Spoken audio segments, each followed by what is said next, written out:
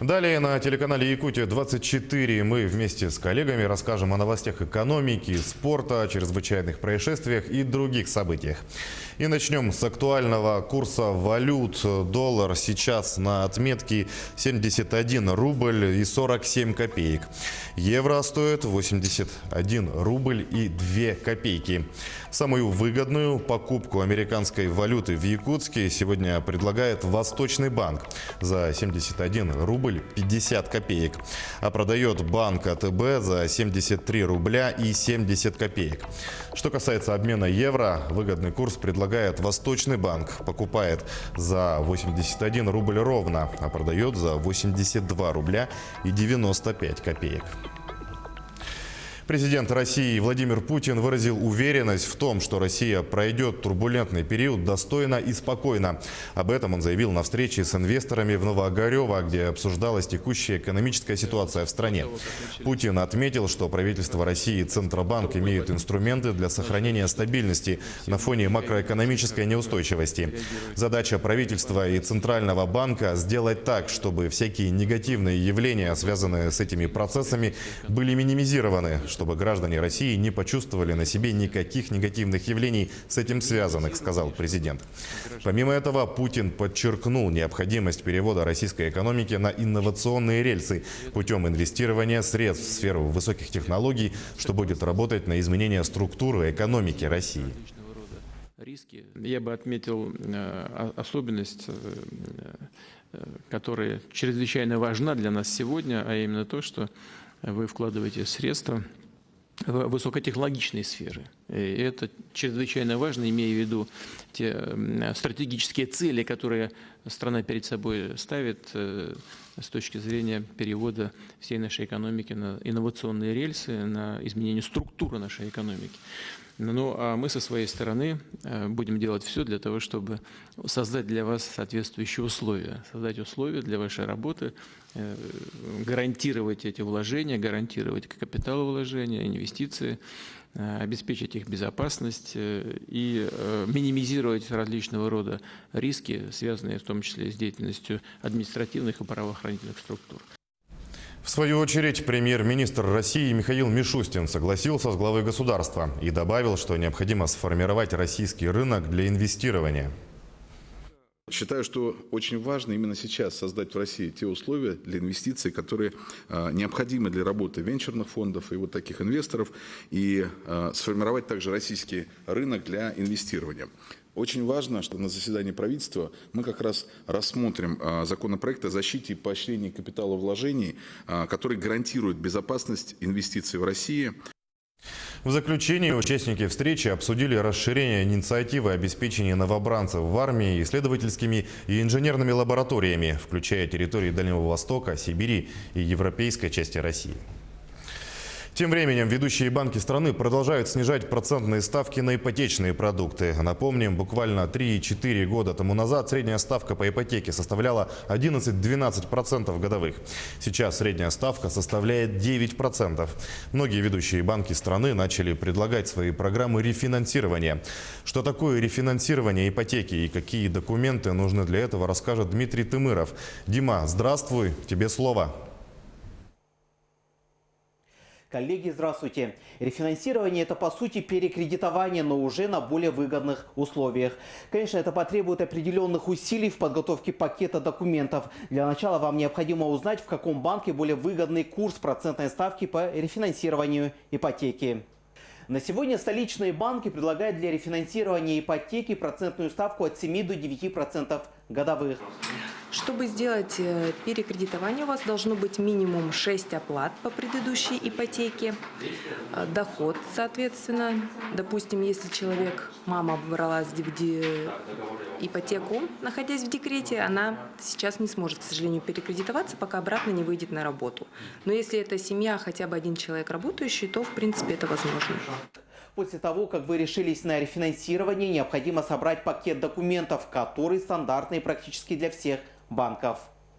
После получения от вас документов банк, как правило, сначала принимает предварительное решение по вам, как по потенциальному заемщику, и принимает решение по ставке, которую вам может предложить с учетом разных факторов: пола, возраста, опыта и места работы, соотношение стоимости залога к сумме запрашиваемого кредита. Будьте готовы к тому, что вы можете получить отказ. Одной из первых причин может быть финансовая нагрузка, то есть перекредитованность. Ребенок такой сильной роли не играет, потому что у нас расчет на ребенка идет не как полноценный прожиточный минимум, а всего лишь 1/4. То есть это примерно около 4500 рублей. Поэтому это небольшой такой прям груз для родителей, когда идет расчет по банку и по нагруженности. А основные причины отказа – это в основном плохая кредитная история, либо какой-то кредит, который сейчас на данный момент вы оплачиваете, находится на просрочке, они это видят. Либо, если есть какие-то задолженности перед налоговыми органами, штрафы ГИБДД, в общем, долги в Федеральной службе судебных приставов. Предположим, вам предварительно одобрили кредит. Теперь предстоит собрать пакет документов уже по квартире. Вам необходимо собрать и предоставить в банк такие документы, как независимая оценка квартиры, выписка из ЕГРН, договор купли-продажи, выписка из домовой книги, технические документы на квартиру. Далее, после всех этих бумажных волокит, состоится, собственно говоря, и сама сделка, и оформление документов по рефинансированной ипотеке. Не стоит забывать, что для получения тех или иных документов вы будете тратить дополнительные средства. Мы рассмотрели стандартный вариант рефинансирования ипотеки. Банки дополнительно могут потребовать и другие документы. Более подробно о них вы можете спросить у специалистов банка. На этом у меня все. Дима, спасибо. А мы продолжаем экономическую тему. На фоне объявления пандемии снижаются основные фондовые индексы США. Так, Dow Jones на Нью-Йоркской фондовой бирже вчера по состоянию на 22.40 по московскому времени упал более чем на 5%. Стоимость барреля нефти марки Brent на лондонской бирже снизилась также на 5%. А стоимость барреля нефти марки WTI опустилась в цене на 3%. Подробнее в обзоре экономических новостей расскажет мой коллега Иван Лазаренко. Иван, приветствую. Что собирается делать российское правительство в свете этих событий? Сергей, приветствую. Естественно, в ближайшее время будет разработан комплекс мер по снижению сложившейся ситуации. Накануне в Министерстве финансов заявили, что средств Фонда национального благосостояния хватит минимум на 6 лет, чтобы компенсировать выпадающие доходы при торговле нефтью. По состоянию на 1 марта объем фонда составляет более 8 триллионов 249 миллиардов рублей. А 12 марта глава Минэнерго Александр Новак намерен встретиться с представителями российских нефтяных компаний, чтобы обсудить падение цен в отрасли и дальнейшие планы по добыче сырья. Это новости экономики на Якутия-24, в студии Иван Лазаренко. Нефть марки Brent в ходе торгов на лондонской бирже снизилась на 5% до $35.35. Курс доллара на московской бирже вечером 11 марта превысил 73 рубля, свидетельствуют данные торгов. По состоянию на 22 часа по московскому времени его стоимость составила 73 рубля 12 копеек. Курс евро в это время поднялся до 82 рублей 48 копеек. Падение произошло на фоне того, как Всемирная организация здравоохранения объявила, что ситуацию с коронавирусной инфекцией COVID-19 можно охарактеризовать как пандемию. По данным ВОЗ, в течение последних 2 недель число случаев заражения COVID-19 за пределами Китая увеличилось в 13 раз. А количество стран, в которых зафиксировали вспышку, утроилось. К настоящему моменту в мире более 118 тысяч зараженных, 114 стран, где зафиксировали вспышку, и свыше 4 тысяч погибших. Заместитель главы Минэнерго Павел Сорокин заявил, что стоимость добычи нефти в России составляет от 9 до 20 долларов за баррель.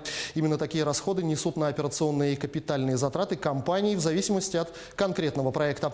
В Минэнерго считают справедливой и равновесной ценой на нефть в текущих условиях на уровне 45-55 долларов за баррель. Такая стоимость энергоресурса позволила бы нефтедобытчикам осуществлять успешные инвестиции в различные проекты и обеспечивать восполнение нефтедобычи.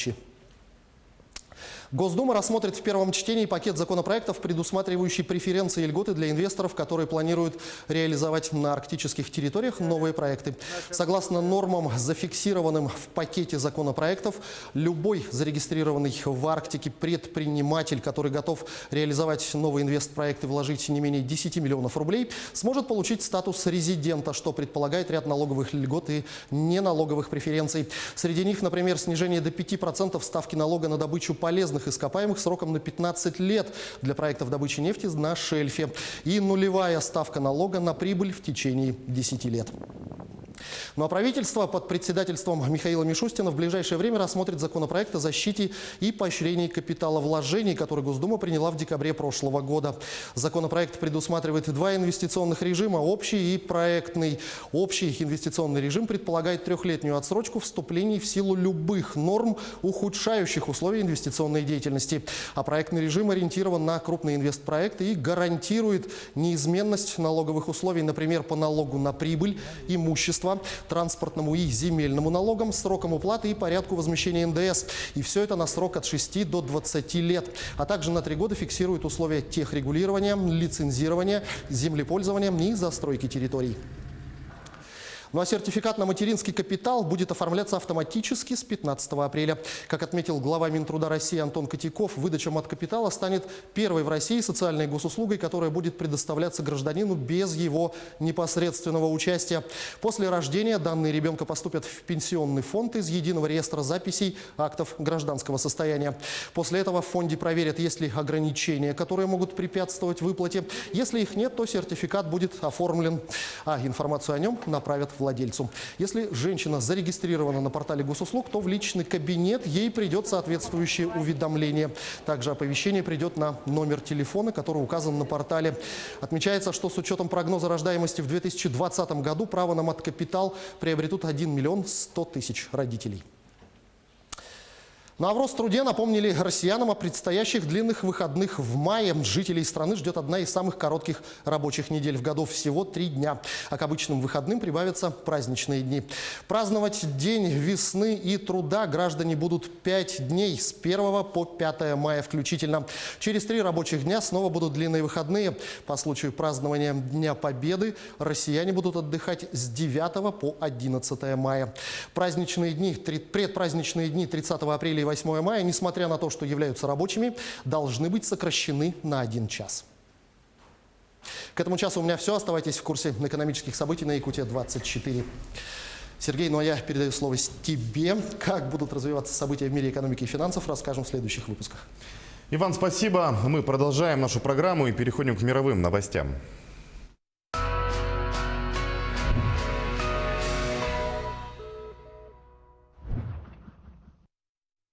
Всемирная организация здравоохранения объявила в среду о пандемии коронавируса. В тот же день командование вооруженных сил Норвегии приняло решение досрочно завершить военные учения НАТО в Арктике в связи с распространением заболевания.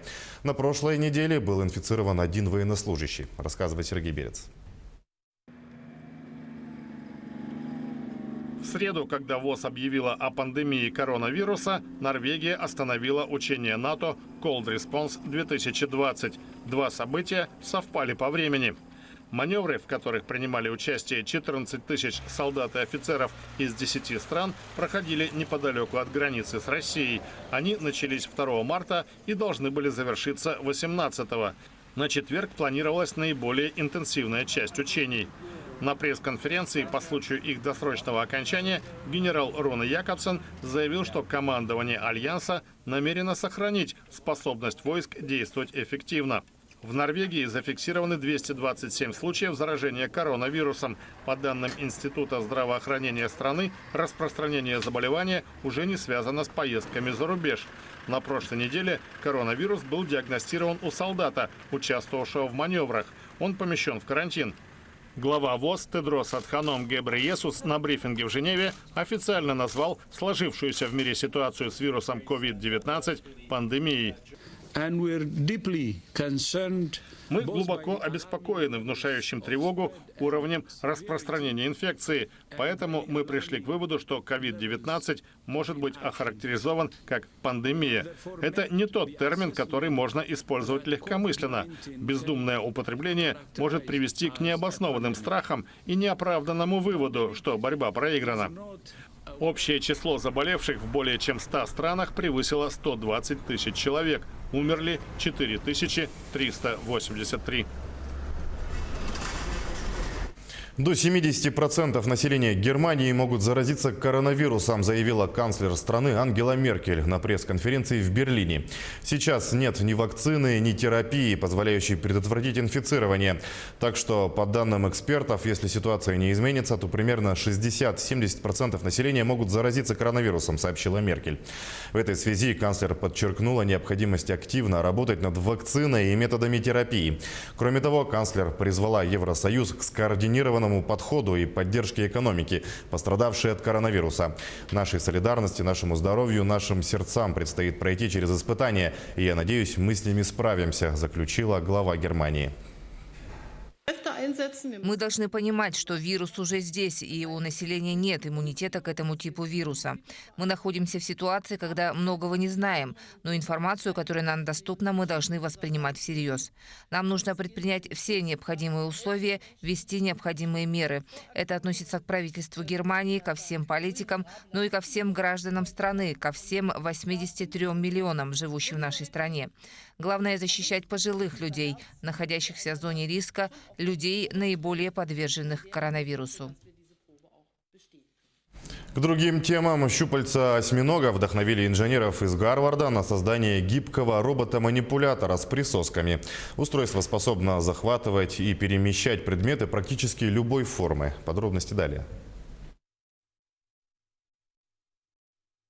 Беспозвоночные морские обитатели, спруты или осьминоги, навели конструкторов из Гарварда и Пекина на мысль о создании гибкого манипулятора.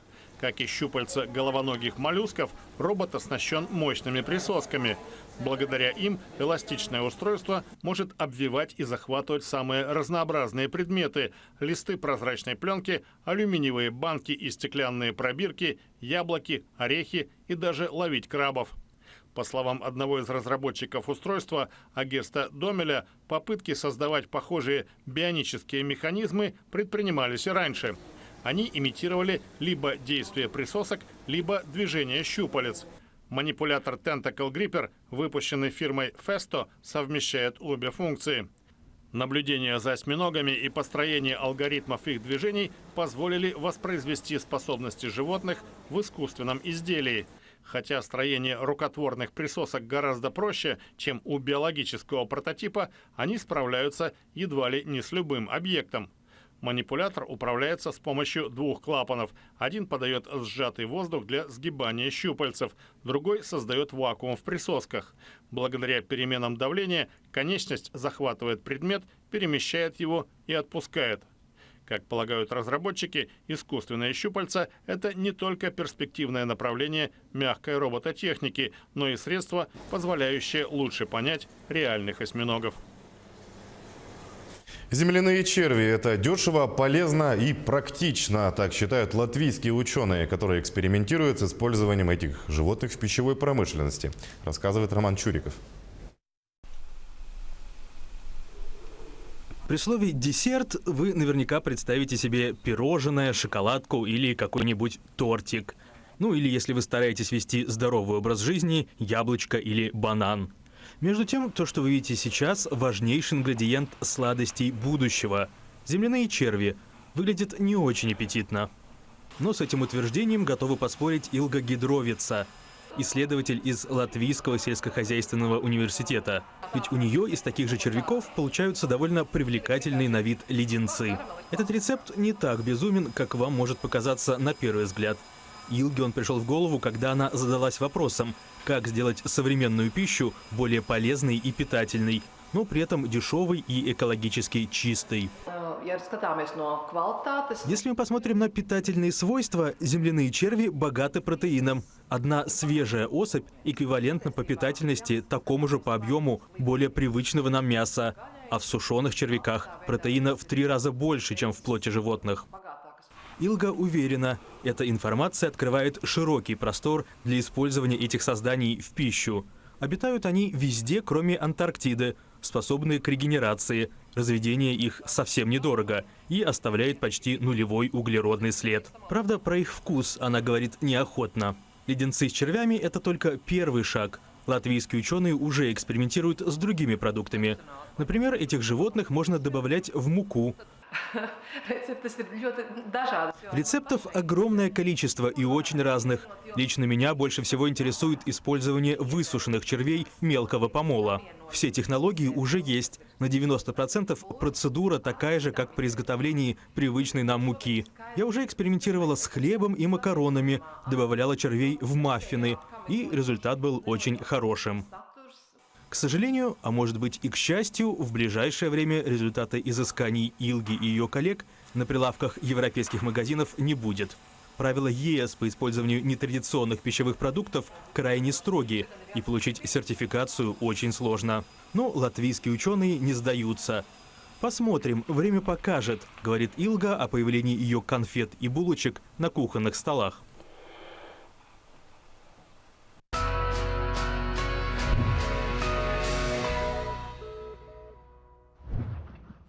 Возвращаемся в нашу страну. Российские власти объявили о временном ограничении авиасообщения с Италией, Германией, Францией и Испанией из-за распространения коронавирусной инфекции. Общее число зараженных в России достигло 28 человек. Подробнее о мерах материал Артема Сторонова. В России за последние сутки зафиксировано 8 новых случаев заражения коронавирусной инфекцией. 6 заболевших выявлено в Москве, 2 в Московской области. Все они в последние недели посещали Италию. Общее число подтвержденных случаев заболевания в стране возросло до 28. Правительство России в среду объявило об ограничении авиасообщения с Италией, Германией, Францией и Испанией. Будут отменены все регулярные рейсы в эти страны, за исключением рейсов из Шереметьево в Рим, Берлин, Мюнхен, Франкфурт на Майне, Мадрид, Барселону и Париж. Чартерные рейсы будут разрешены только для вывоза находящихся в этих странах российских туристов. Также правительство ввело временный запрет на выдачу туристических виз итальянцам и рекомендовало властям всех регионов России сократить количество массовых мероприятий. Ранее о приостановке авиасообщения с этими странами объявили компании «Аэрофлот» и «Россия». Пассажиры отмененных рейсов смогут вернуть билеты и получить их полную стоимость, изменить вылет на любую дату до 31 декабря или изменить маршрут на любые рейсы «Аэрофлота» до этой же даты. Всемирная организация здравоохранения в среду объявила, что распространение коронавирусной инфекции COVID-19 в мире можно охарактеризовать как пандемию.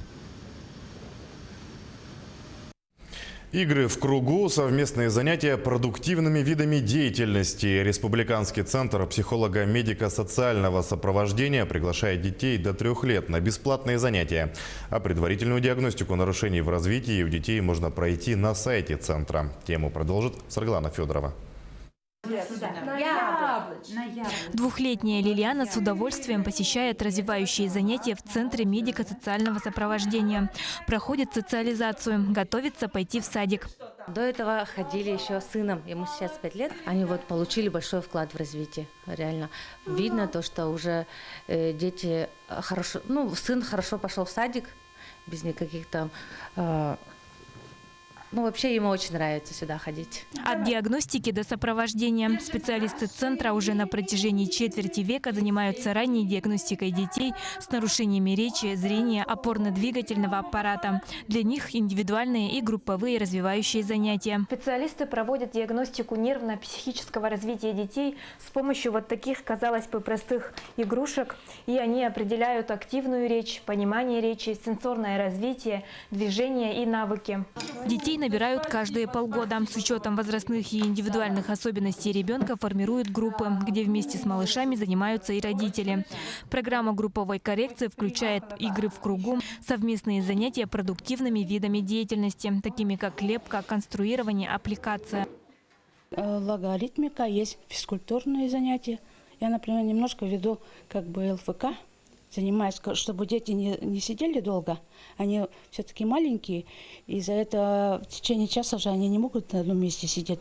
И поэтому я с ними бегаю, где-то ходим по камням. На базе центра работает центральная психолого-медико-педагогическая комиссия. Специалисты ежегодно выезжают в северные и арктические районы и проводят раннюю диагностику детей. Есть еще служба практической психологии. Там работают психологи, они проводят работу с детьми с девиантным поведением вместе с отделом профилактики аддиктивного поведения. В центре педагоги-психологи со всей республики повышают психологическую компетентность. На стажировке педагоги знакомятся с работой службы ранней помощи. Затем используют полученные знания уже на практике. Саргалана Федорова, Григорий Николаев, Якутск. По всей республике проходит месячник безопасности людей на водных объектах в зимний период. С наступлением теплых дней все больше людей предпочитают отдыхать на свежем воздухе. Это катание на коньках, подледная рыбалка, лыжи и многое другое. Чтобы минимизировать риски нахождения людей на льду, проводится масштабная профилактическая работа с населением по мерам безопасности. Сейчас наш корреспондент Юрий Осипов находится в ледовом городке, в одном из излюбленных мест отдыха якутян.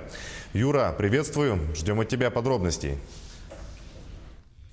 Здравствуй, Сергей. Сегодня будний день, и погода не сильно радует нас теплом, а потому здесь, в ледовом городке, не так много посетителей. Но, тем не менее, работа по обеспечению безопасности людей на водных объектах все равно проводится. А здесь, в ледовом городке, посетителям представлен широкий выбор развлечений. Тюбинги, зорбинги, каток и различные горки. Как нам сообщили сотрудники ГИМС, сегодня в Якутии функционирует около 40 катков, расположенных на водных объектах. Чтобы открыть подобный каток, организаторам необходимо пройти ряд согласований. Они должны соблюдать все меры предосторожности. И между тем, для массового выхода людей на такой каток необходима толщина льда минимум 30-40 сантиметров. Это касается и рыбаков. О том, какие меры предосторожности необходимо соблюдать, чтобы быть в безопасности, давайте спросим у специалиста. Майя, здравствуйте. Расскажите нам поподробнее о правилах поведения на водных объектах в зимний период. Добрый день. Рыбакам мы хотим сказать, что при выходе на рыбалку они должны оповещать своих родственников и близких о своем маршруте, следить за погодными условиями. И те, кто пользуется палатками, чтобы они следили за газовыми горелками, герметичность проверяли и проветривали чаще свою палатку во избежание отравления угарным газом. А тем, кто пользуется катками, надо беречь свою голову, конечности и кататься вместе с потоком, не долбить лед коньками, беречь своих окружающих, смотреть, куда идете, да. И вот на ледовом городке у нас есть различные чаши, горки, и везде есть такие вот правила поведения. Внимательно читайте, следите за своими детьми, не отпускайте без присмотра взрослых. Спасибо большое. Весна также ознаменуется и тем, что начинается лыжный сезон. Так, в Нерингре спасатели провели тренировку по спасению людей из-под завалов и транспортировке их в безопасное место. Так как завалы в основном происходят в труднодоступных местах, там также отрабатывали способы вывоза людей на снегоходах. Сергей, к этому часу у меня вся информация. Юра, спасибо. Действительно очень полезная информация, особенно с грядущим потеплением. А я напомню, Юрий Осипов в прямом эфире рассказал о месячнике безопасности людей на водных объектах в зимний период. В Момском районе прокуратура утвердила обвинительное заключение по уголовному делу в отношении местного жителя. Мужчина обвиняется в умышленном поджоге и уничтожении чужого имущества на сумму более 800 тысяч рублей. Подробности расскажет мой коллега Александр Хавренко. Александр, приветствую. Что известно о злоумышленнике? Приветствую, Сергей. Самое парадоксальное в этой ситуации, что мужчина, которого обвиняют, естественно, после возбуждения уголовного дела его уволили. На обзор чрезвычайных происшествий в студии Александр Хавренко. Момская прокуратура утвердила обвинительное заключение по уголовному делу в отношении бывшего работника.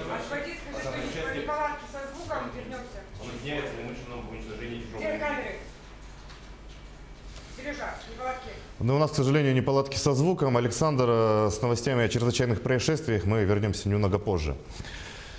Продолжаем нашу программу. Прокуратура Удачного в ходе мониторинга в сети интернет выявила 15 ресурсов, содержащих информацию о продаже поддельных школьных аттестатов и дипломов о среднем и высшем образовании. Водительских удостоверений на данных сайтах доступ к некоторым не ограничен и не требует регистрации пользователей. Предлагались услуги по изготовлению фальшивых документов об образовании без прохождения обучения в установленном законом порядке.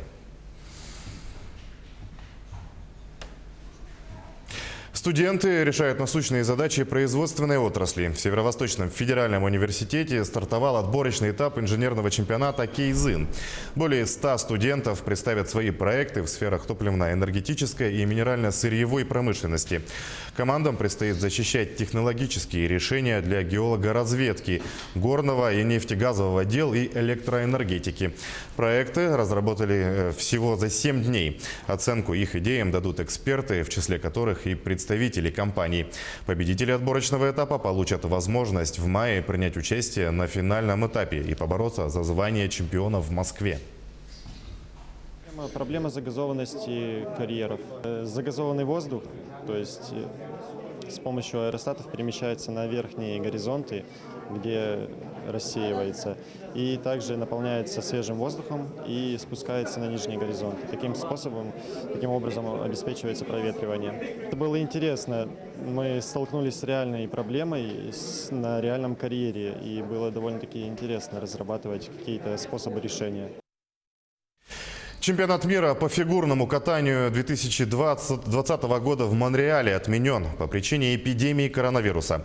Об этом сообщила пресс-служба Международного союза конькобежцев.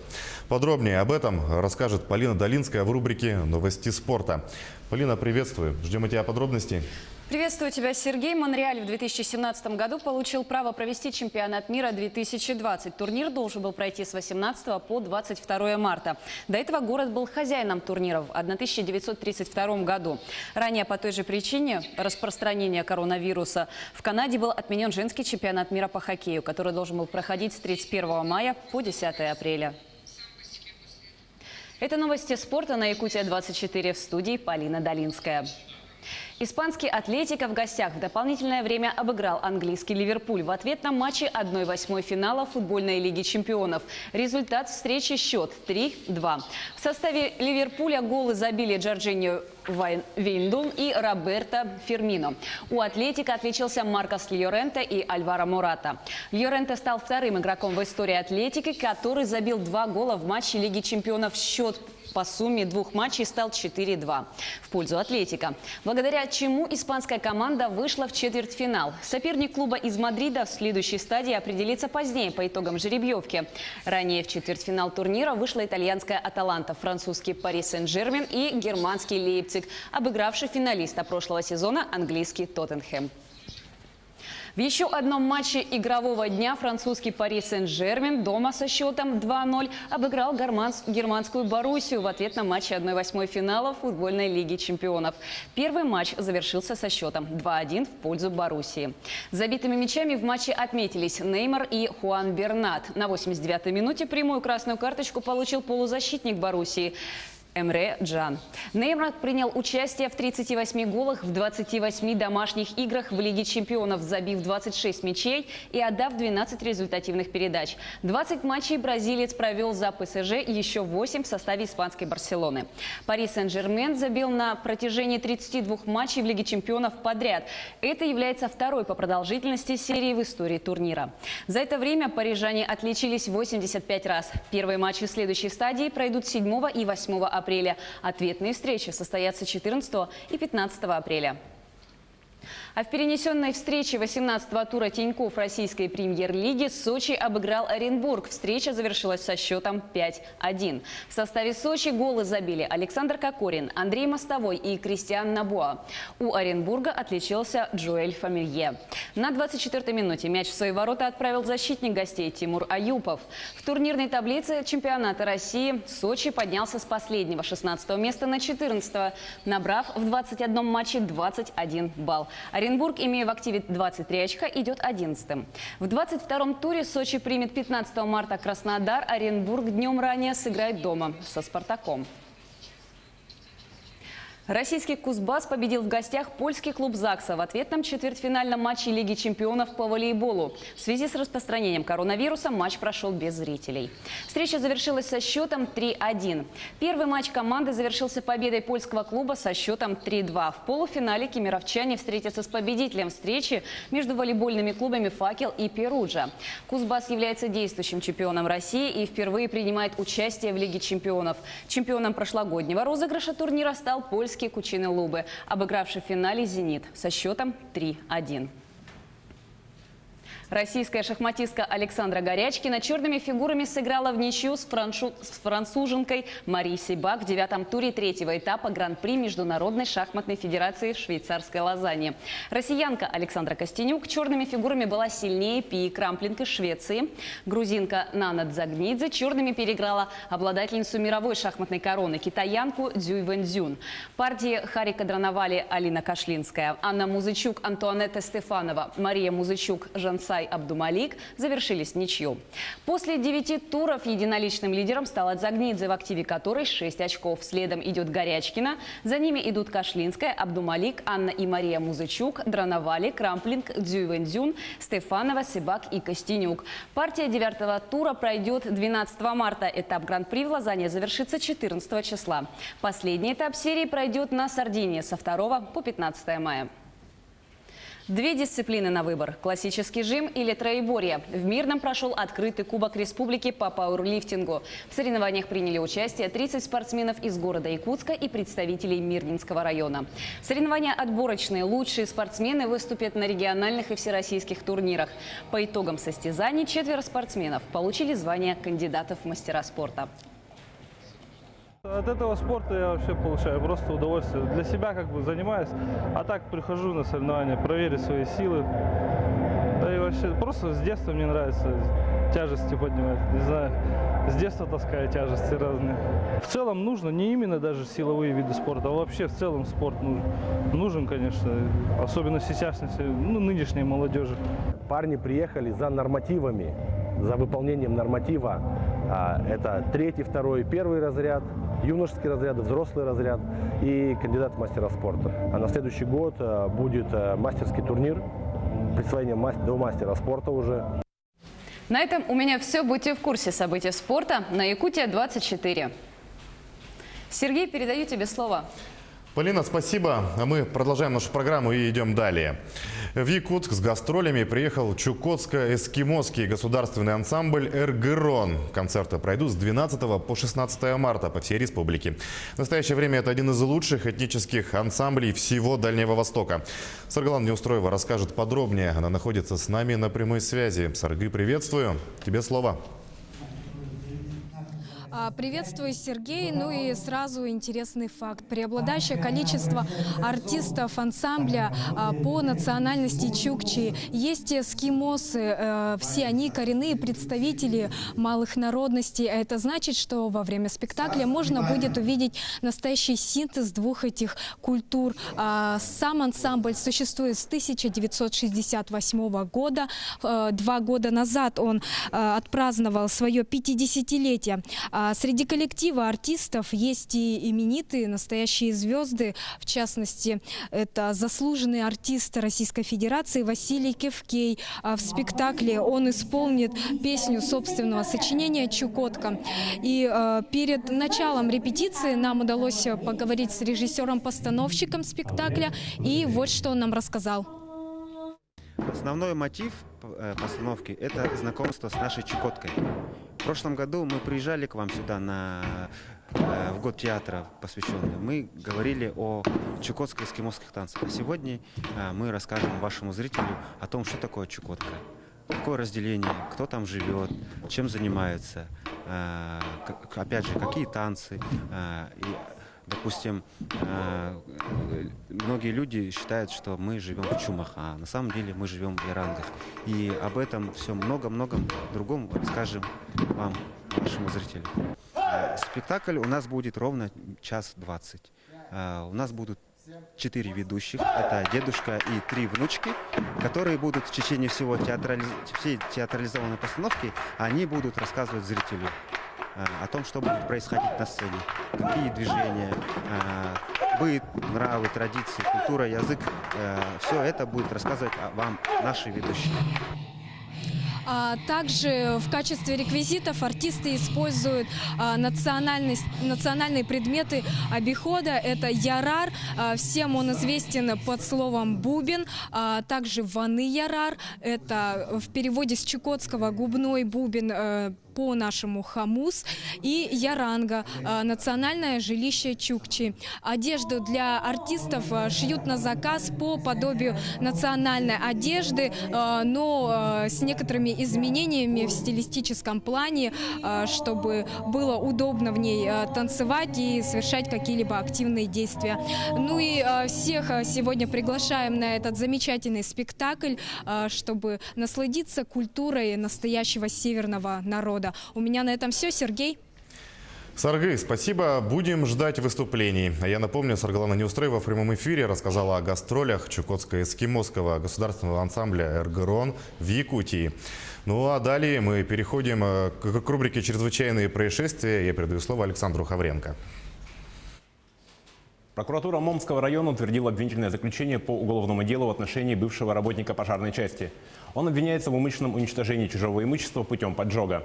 Обвиняемый в декабре 2019 года, находясь в состоянии алкогольного опьянения, из личных неприязненных отношений пришел во двор потерпевшего, перекатил в гараж со двора бочку с бензином и бросил зажженные спички. В результате произошел взрыв. Сгорели гараж, 2 снегохода и имущество на общую сумму свыше 800 тысяч рублей. Взрывной волной обвиняемого выбросило из гаража. Он получил ожоги рук и лица. После утверждения обвинительного заключения уголовное дело направлено прокурором в суд для рассмотрения по существу. После возбуждения уголовного дела обвиняемый из пожарной части был уволен. Прокуратура Удачного в ходе мониторинга сети интернет выявила 15 ресурсов, содержащих информацию о продаже поддельных школьных аттестатов и дипломов о среднем и высшем образовании, а также водительских удостоверений. На данных сайтах, доступ к которым не ограничен и не требует регистрации пользователей, предлагались услуги по изготовлению фальшивых документов об образовании без прохождения обучения в установленном законом порядке. За изготовление, сбыт и приобретение поддельных документов, представляющих право или освобождающих от обязанностей, предусмотрена уголовная ответственность.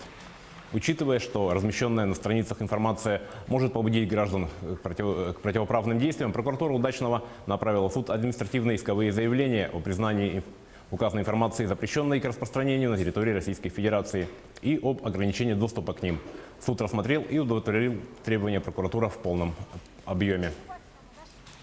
Якутской прокуратурой по надзору за соблюдением законов в исправительных учреждениях проведена проверка соблюдения законодательства, регламентирующего привлечение осужденных к труду. Установлено, что администрациями учреждений не принимается достаточных мер по обеспечению привлечения осужденных к труду, созданию рабочих мест, трудоустройства осужденных в целях возмещения причиненного ущерба государству и гражданам, а также выплате алиментов. Также выявлены и другие нарушения. Допускается неисполнение требований по введению учета времени работы осужденных, выявлены нарушения в сфере охраны труда, связанные с неполным обеспечением осужденных спецодеждой и средствами защиты. Нарушены требования законодательства при утверждении графиков отпусков трудоустроенных осужденных, не ведется контроль за их исполнением. По результатам проверки прокуратура внесла в адрес начальников 2 учреждений представление. Устранение нарушений находится на контроле прокуратуры. Проверки в указанной сфере продолжаются. Полицейскими Мегано-Кангаласского района возбуждены 4 уголовных дела в отношении 19-летнего местного жителя, подозреваемого в вымогательстве. Подозреваемый, являясь студентом одного из средних учебных заведений, в период с февраля 19 по февраль 2020 года под угрозой физического насилия требовал у своих одногруппников часть их стипендий ежемесячно в размере 1000 рублей. Также установлено, что у одного из потерпевших подозреваемый вымогал его мобильный телефон. Испугавшись за свое здоровье, потерпевшие перечисляли на счет вымогателя или отдавали ему деньги наличными. Телефон также был передан вымогателю. Общая сумма ущерба составила около 37 тысяч рублей. В настоящее время установлена причастность подозреваемого к 4 преступным эпизодам. В отношении его избрана мера пресечения в виде подписки о невыезде. Правоохранительные органы задержали 5 подозреваемых, связанных с запрещенной в Российской Федерации международной террористической организацией Хазиб-Уд Тарашхир. Задержанные участники вели активную вербовку крымских мусульман и распространяли террористическую идеологию. В местах жительства задержанных участников обнаружили и изъяли значительное количество пропагандистских материалов. Следственные органы завели в отношении участников группировки уголовные дела. Около 14 миллионов долларов стали добычей злоумышленников, совершивших вооруженное ограбление в аэропорту Сантьяго в Чили. Похожее преступление здесь же было совершено в 2014 году. Подробности расскажет Сергей Берец. Банда в составе примерно 10 человек совершила ограбление в грузовом терминале международного аэропорта Сантьяго, сообщила чилийская полиция. Вооруженные злоумышленники въехали на территорию на фургоне с маркировкой почтовой компании DHL и атаковали автомобиль охранной фирмы Brinks. Похищены 14 миллионов долларов. По словам главы Следственного управления Эктора Эспиносы, преступление, судя по всему, было тщательно спланировано. Действовала профессиональная группа. Она преодолела систему безопасности аэропорта, и это внушает тревогу. Мы делаем все, чтобы успокоить граждан. Бывший начальник полицейского управления по борьбе с грабежами Тревор Оярсун отмечает вопиющие просчеты охраны. У людей в машине просто спросили, кто они. Номер автомобиля не был зарегистрирован, его никто не проверил. Машину не досмотрели на предмет оружия. Дополнительным бонусом для налетчиков стал 1 миллион евро. По мнению следователей, банда действовала по наводке информатора. Похожее ограбление произошло в том же аэропорту в 2014 году. Преступники скрылись с 10 миллионами долларов. Принятые меры по обеспечению безопасности не предотвратили новый налет. На этом наш выпуск подошел к концу. О чрезвычайных происшествиях в мире, в стране и республике мы расскажем в следующих выпусках новостей. Сергей, на этом у меня все.